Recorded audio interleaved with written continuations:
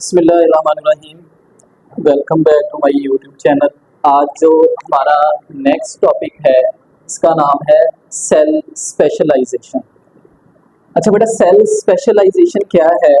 जब सेल की cell division होती है तो इसके नतीजे में हमारे पास सेल डिवाइड होकर एक ही तरह के सेल्स बनाता है और इस सेल के बनने को जिसको हम माइटोसिस का प्रोसेस भी कहते हैं। तो इसमें ये जो दोनों सेल्स बनेंगे ये क्या होंगे? बिल्कुल एक जैसे होंगे, सिमिलर होंगे। अच्छा, अब ये दोनों सेल्स बनते एक ही तरह के हैं, लेकिन फिर बाद में इसके अंदर एक प्रोसेस होता है। इस प्रोसेस को हम नाम देते हैं डिफरेंशिएशन का, या हम इसको एक नाम और भी देते हैं और इसका ये नाम क्या है? स्पेशलाइजेशन। अब स्पेशलाइजेशन या इस डिफरेंशिएशन के प्रोसेस में क्या होता है कि ये जो एक ही तरह के सेल्स हैं, आगे जो जो इनका फंक्शन होता है, जो जो इन्होंने काम करना होता है, ये उस काम के लिए अपने आप को क्या करते हैं? तैयार करते हैं। स्पेशली उस काम के लिए अपने आप की फॉर्मेशन करते हैं। इस प्रोसेस को हम क्या बोलते हैं? स्पेशलाइजेशन का प्रोसेस, या फिर इसको हम डिफरेंशिएशन का प्रोसेस कहते हैं। अच्छा, अब ये जो स्पेशलाइजेशन या डिफरेंशिएशन का प्रोसेस है, ये कैसे होता है? इसमें क्या क्या काम होते हैं?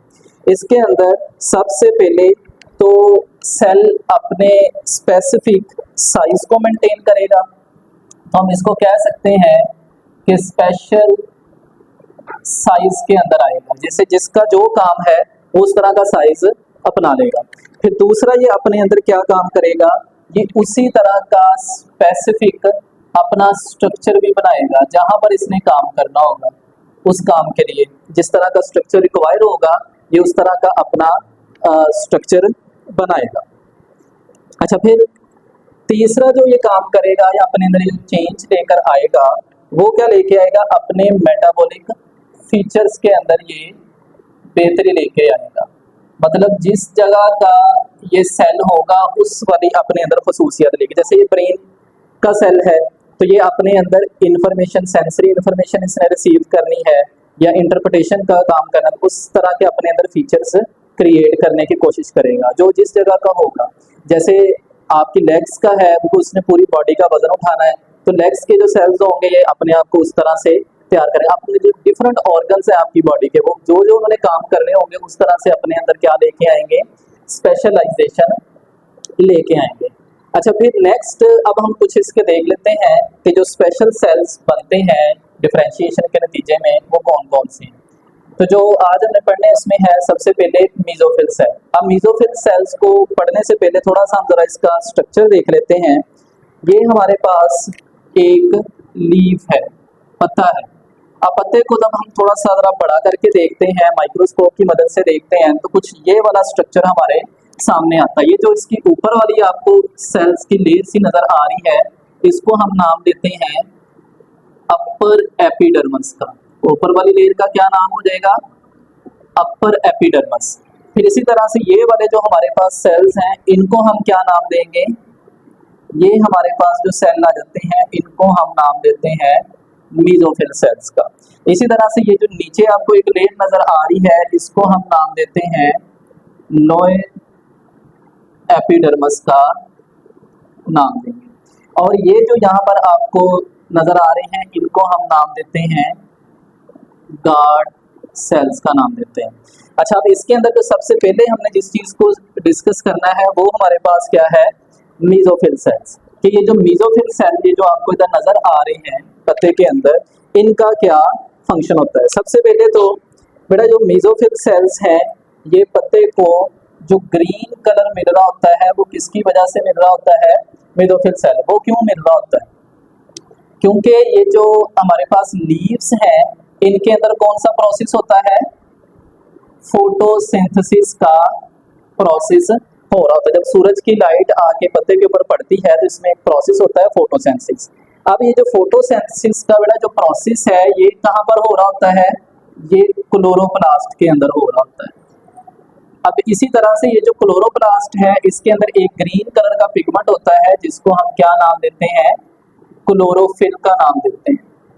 अब ये जो क्लोरोफिल है, इसका फंक्शन क्या होता है? क्लोरोफिल का काम ये होगा कि ये जो सूरज से आने वाली लाइट है उसको कैप्चर करेगा और फिर हमारे सेल के अंदर या लीफ सेल्स के अंदर जैसे मेसोफिल सेल कह रहे हैं वहां पर कौन सा प्रोसेस होगा, फोटोसिंथेसिस का प्रोसेस होगा। अगर मैं क्लोरोफिल का फंक्शन भी आपके पास लिख देता हूँ, इसका काम क्या होता है कि ये जो सनलाइट आ रही होती है इसको क्या करना, कैप्चर करना, ये इसको पकड़ेगा, ठीक है, और फिर क्लोरोप्लास्ट के अंदर फोटोसिंथेसिस का प्रोसेस होगा।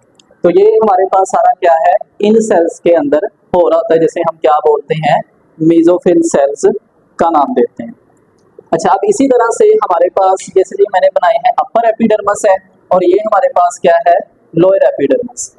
इन सेल्स को हम क्या नाम देते हैं, एपिडर्मल सेल्स का, जिनसे मिलकर ये बने होते हैं। अच्छा, थोड़ा सा अगर आप इसके डायग्राम्स को देखें तो इधर आपको ये इसका जो शक्ल है वो किस तरह की है, फ्लैट है, बिल्कुल चिपटी सी है, और ये टाइटली पैक होते हैं, मतलब एक दूसरे के साथ ये क्या है, जुड़े हुए हैं, ठीक है, टाइटली पैक हैं। अच्छा, इसके अंदर जैसे कि हमने कहा कि ये इसकी दो लेयर्स होती हैं, एक अपर एपिडर्मस है और एक ये नीचे, और जो अपर एपिडर्मस है इसके साथ तो ये मेसोफिल अटैच होते हैं, लेकिन जो लोअर एपिडर्मस है इसके अंदर क्या होते हैं, गार्ड सेल्स मौजूद होते हैं। अच्छा, अब इसके थोड़े से हम फंक्शंस की बात कर लेते हैं कि एपिडर्मस का यहाँ पर काम क्या होगा। एपिडर्मस का बेटा जो पहला काम है, एक तो ये होता है जैसे जो ऊपर वाली लेयर है जिसको हम अपर एपिडर्मस कह रहे हैं, इसका काम क्या होगा, प्रोटेक्ट करना। ये क्या करेगा, प्रोटेक्ट कर रहा है ओवरऑल मेसोफिल सेल्स को। और दूसरा इसका जो फंक्शन होता है कि यहाँ पर क्या मौजूद होते हैं, गार्ड सेल्स, जो क्या बनाते हैं, स्टोमेटा। और ये जो स्टोमेटा है इसको ओपन और क्लोज करने के लिए हमारे पास कौन से सेल मौजूद होते हैं, इनको हम नाम देते हैं गार्ड सेल्स का। तो गार्ड सेल्स का काम क्या होता है कि ये गार्ड सेल जब इसको चाहे ओपन करते हैं तो यहाँ पर स्टोमेटा क्रिएट हो जाएगा, और जब गार्ड सेल इसको बंद करेंगे तो हमारे पास स्टोमेटा क्या हो जाएगा, क्लोज हो जाएगा, बंद हो जाएगा। अच्छा, फिर इसी तरह से ये जो आपके पास लोअर एपिडर्मस है, ये अगर हम इसको देखें प्लांट की रूट्स की बात करें तो ये रूट एपिडर्मस है, ये वाली। अब इसी रूट एपिडर्मस के अंदर से ये जो आपको नजर आ रही है इसको हम क्या बोलते हैं, रूट हेयर्स बोलते हैं। ये क्या बनेंगे इधर से, रूट हेयर्स। रूट एपिडर्मस से क्या निकल रहा है, रूट हेयर्स। अब ये जो रूट हेयर्स हैं इनका काम क्या होता है, ये जमीन से मुख्तलिफ चीजों को अब्जॉर्ब कर रहे होते हैं। अगर देखा जाए तो ये जमीन से कौन कौन सी चीजों को अब्जॉर्ब करके प्लांट को प्रोवाइड कर रहे होते हैं, इसके अंदर एक तो ये